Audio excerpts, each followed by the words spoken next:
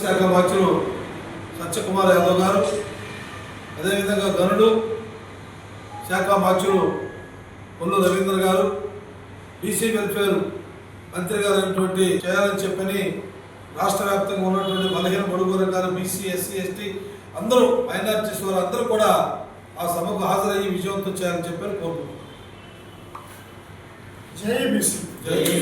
BC సంక్షేమ సంఘం రాష్ట్ర ప్రధాన కార్యదర్శి.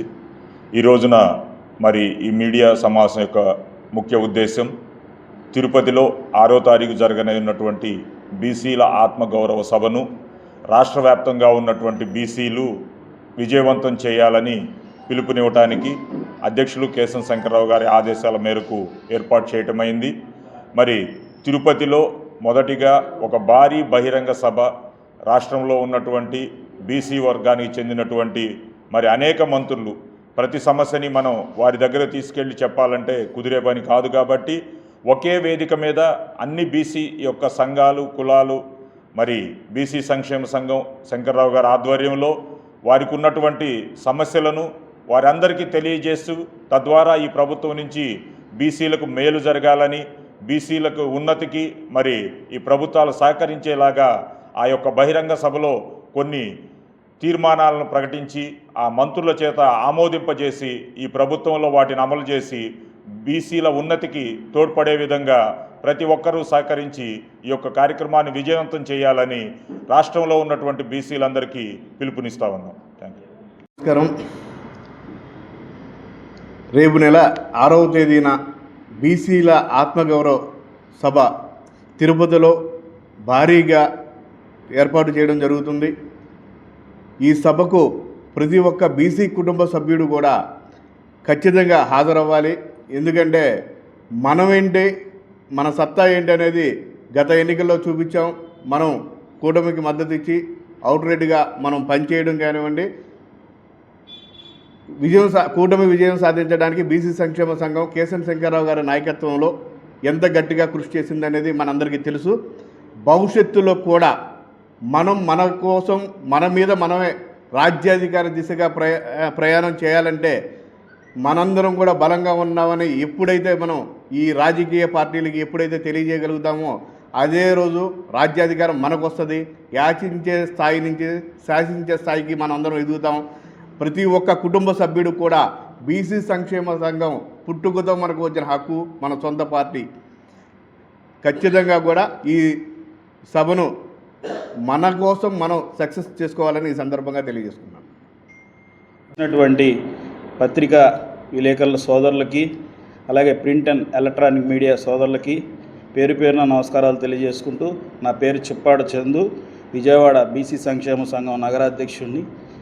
ఈరోజు ఈ ప్రెస్ మీటింగ్ ముఖ్య కారణం, రేపు 6వ తారీఖున చెలో తిరుపతి బీసీ ఆత్మగౌరవ సభ కార్యక్రమం. ప్రతి ఒక్క జిల్లా నుంచి పెద్ద ఎత్తున బీసీలు పాల్గొని రేపు జరగబోయే సభకి కేశర శంకర్రావు గారి ఆధ్వర్యంలో జరగబోతున్న తిరుపతిలో సభకి ప్రతి ఒక్కళ్ళు కూడా మద్దతు తెలుపుతూ ప్రతి జిల్లాల నుంచి కూడా భారీ ఎత్తున తరలి వచ్చి మన బీసీల సత్తా ఏంటో చూపించవలసిందిగా కోరుచున్నాం. బీసీ సంక్షేమ సంఘం రాష్ట్ర ఆర్గనైజింగ్ సెక్రటరీని. ఈరోజు మా స్టేట్ ఆఫీస్ కార్యాలయంలో మా అధ్యక్షులు కేశం శంకర్రావు గారి ఆధ్వర్యంలో ఈ ప్రెస్ మీట్ నిర్వహిస్తున్నాం. హలో బీసీ చలో తిరుపతి అనే నినాదంతో జూలై 6వ తారీఖున జరిగే ఆత్మగౌరవ బీసీ సభకి బీసీలందరూ వేలాదిగా తరలివచ్చి పాల్గొనాలని, ఆ సభని విజయవంతం చేయాలని బీసీ సంక్షేమ సంఘం తరపున, బీసీ సంఘాల తరపున, మా కృష్ణపరిష సంఘం తరపున పెద్ద ఎత్తున తరలి రావాలని కోరుకుంటా ఉన్నాం. మిత్రులకి హృదయపూర్వకమైన నమస్కారాలు. ఈరోజు సమావేశానికి ఇచ్చేసినటువంటి మా రాష్ట్ర కార్యవర్గం ముఖ్య నాయకులందరూ కూడా పేరు పేరున హృదయపూర్వక నమస్కారాలు తెలియజేస్తూ చలో తిరుపతి 6వ తారీఖున జరిగేటువంటి బీసీల ఆత్మగౌరవ భరోసా కార్యక్రమాన్ని విజయవంతం చేయాలని చెప్పని ఈరోజు రాష్ట్ర కార్యాలయం నుంచి పిలుపునివ్వటం జరుగుతూ ఉంది. తిరుపతిలో ఈ కార్యక్రమానికి ఇటీవలే అక్కడ చైతన్య రథాలను కూడా ప్రారంభించడం జరిగింది. ఆ యొక్క జిల్లాలో ఆ చైతన్య రథాలు తిరిగి ప్రజలందరూ కూడా తెలిసే విధంగా పర్యటన జరుగుతున్నటువంటి విషయం కూడా మీ అందరూ కూడా తెలియజేస్తూ ఆ రోజు కార్యక్రమానికి కూడా రాష్ట్ర రెవెన్యూ శాఖ మంత్రులు శ్రీ అనగాన సత్యప్రసాద్ గారు, అదేవిధంగా ఎక్సైజ్ మైన్స్ మంత్రివర్యులు కొల్లు రవీంద్ర గారు, అదేవిధంగా ఆరోగ్య శాఖ మంత్రులు సత్యకుమార్ యాదవ్ గారు, బీసీ వెల్ఫేర్ మంత్రిని సోదరి సవితమ్మ గారు, వీరందరూ కూడా ఆ కార్యక్రమానికి హాజరవుతున్నటువంటి విషయం ఈ రోజున మీకు తెలియజేస్తూ ఉన్నాం.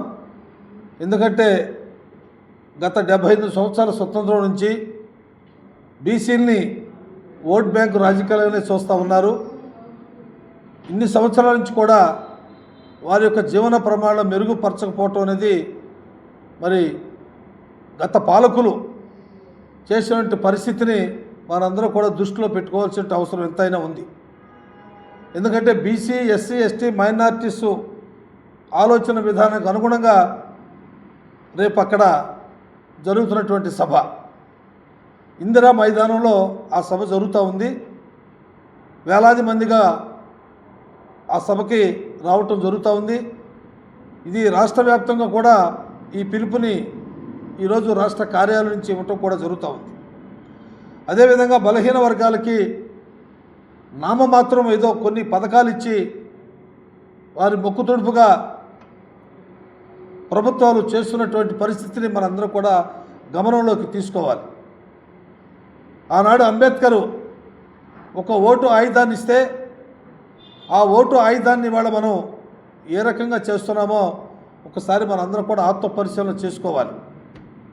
మనం ఎప్పుడు కూడా ఎక్కడ సభలు సమావేశాలు పెట్టినా బీసీలు 50%, 60%, 65% ఉన్నామని చెప్పుకుంటున్నాం. మనం ఈరోజు వరకు కూడా ఇచ్చే స్థాయికి ఎదగాలి, యాచించే స్థాయిలోనే మనం ఉన్నట్టు మరి మనందరం కూడా ఆ విషయాన్ని గమనించాల్సినటువంటి అవసరం ఉంది.